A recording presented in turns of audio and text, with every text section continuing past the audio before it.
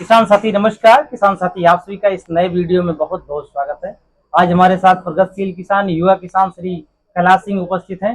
तो आज हम लोग जो इस वीडियो के माध्यम से जानने वाले हैं, धान की नर्सरी में जो पीलापन इस समय दिखाई दे रहा है, इसके नियंत्रण के लिए हम कौन सी दवा का प्रयोग करें या कौन से जिंक का प्रयोग करें, जिससे हमारी नर्सरी की जो पत्तियां पीली पड़ रही हैं वो हरापन आए, उसके साथ साथ जल्दी हमारी नर्सरी तैयार हो। इस समय जो टेम्परेचर देखा गया किसान साथी, जून माह में बहुत तेजी से बढ़ रहा है, बारिश भी नहीं हो रही, इसलिए हमारी पत्तियां पीली पड़ रही हैं। पत्तियां पीली भी पड़ रही हैं, ऊपर से सूख भी रही हैं, कहीं कहीं मुड़ रही हैं, क्योंकि किसान साथी प्रकाश संश्लेषण की क्रिया नहीं हो पा रही, पौधा भोजन अपटेक नहीं कर पा रहा है, टेम्परेचर इतना ज्यादा है कि जो है नमी उसमें मेंटेन नहीं हो पा रही है। तो किसान साथी इस समय क्या किया जाए कि हमारी अच्छी नर्सरी तैयार हो, इसके लिए आप सभी को बताते चलें। अगर हमारी नर्सरी लगभग 13 से 14 दिन की होगी, पत्तियां पीली पड़ रही हैं, उसमें आप फफूंदनाशक का पानी छिड़काव कर सकते हैं। अब बात कर लें कौन से फफूंदनाशक को, तो फफूंदनाशक की बात करेंगे, सबसे बेस्ट फफूंदनाशक ये कार्बनडाजिम मैंकोजेब, यानी इसमें दो फार्मूला है। पहला तो कार्बनडाजिम 12% है,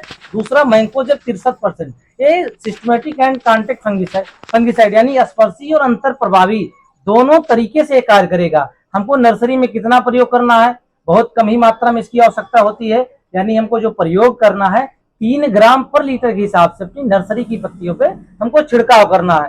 छिड़काव 3 ग्राम पर लीटर, यानी अगर 15 लीटर की टंकी है तो 45 ग्राम हमको एक कार्बनडाजिम प्लस मैंकोजेब जो कागुया नाम से आता है, ये इफ्को एमसी का है। किसान साथी, इफ्को एक किसानों की सहकारी संस्था है और इफ्को एमसी इफ्को की सहयोगी संस्था है। तो अगर आपकी पत्तियां पीली पड़ रही हैं, पत्तियां मुड़ रही हैं, तो फंगीसाइड की सबसे बेस्ट बात करेंगे धान की नर्सरी में, तो आप कागुया का प्रयोग कर सकते हैं 3 ग्राम पर लीटर के हिसाब से।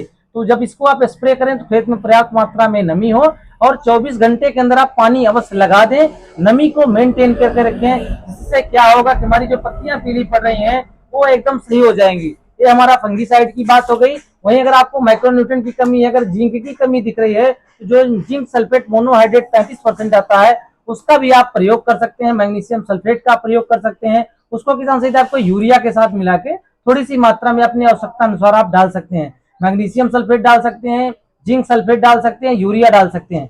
किसान साथी, जिंक सल्फेट को आप डीएपी के साथ न मिलाएं, क्योंकि जिंक सल्फेट मोनोहाइड्रेट किसान साथी डीएपी के साथ कार्य नहीं करता, इसलिए आप यूरिया के साथ ही जिंक या मैग्नीशियम सल्फेट या लोहा जिंक का प्रयोग करें। ये तो किसान साथी हमारी नर्सरी की बात हो गई।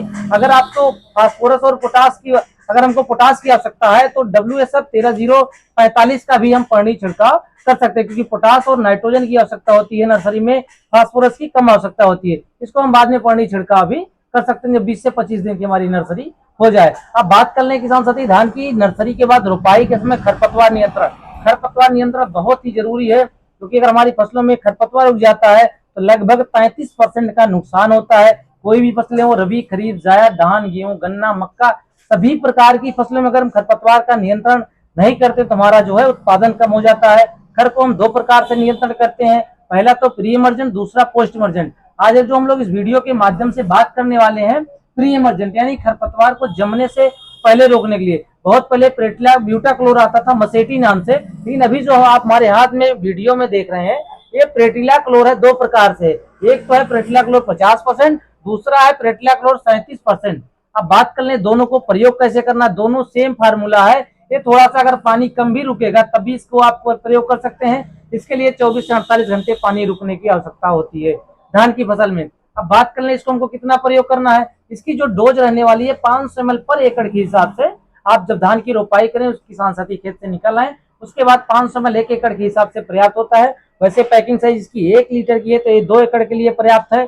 जो हमने बताया 37% का इसको प्रेटिला क्लोर को, ये 1 एकड़ के लिए 600 ml का बोतल आप हमारे हाथ में वीडियो में देख रहे हैं। इसके मूल्य की बात कर लें तो 410 रुपए MRP में आपको मिल जाएगा, और दूसरा जो है ये 700 MRP का मिल जाएगा। जो छोटा मिलता है वो 360 MRP का जो है।